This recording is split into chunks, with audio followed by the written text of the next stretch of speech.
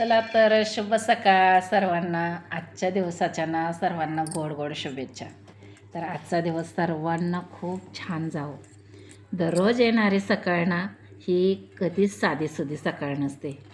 तर ना देवाने ती आपल्यासाठी पाठवलेली एक नवीन संधीच असते. चला तर मग आज तिचं आपण सोनं करूया. सतत नशिबाला दोष देण्यापेक्षा ना आपलं कर्तृत्व चांगलं करा, नक्कीच यश येणार. कष्ट करत राहा, काम पूर्ण होईल. कष्टाला ना पर्यायच नाही हो. कष्ट केलं तर देवाला सुद्धा आपल्या पुढे झुकावं लागतं. कष्ट इज बेस्ट असं म्हणतात आणि हे अगदी खरं आहे. कष्ट केलं ना तर सर्व काही मिळतं. अगदी देवावरती विसंबून राहायचं नाही. बस कष्ट करायचं, हे म्हणजे सगळ्यात मोठं माणसाचं भांडवल आहे, हो की नाही? कष्टाला भांडवलच लागत नाही.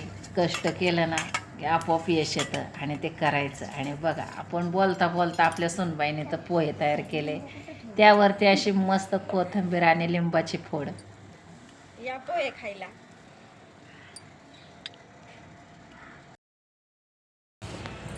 या सुनबाईच्या आजचे पोहे खायला एकदम मस्त केले, टेस्टी या.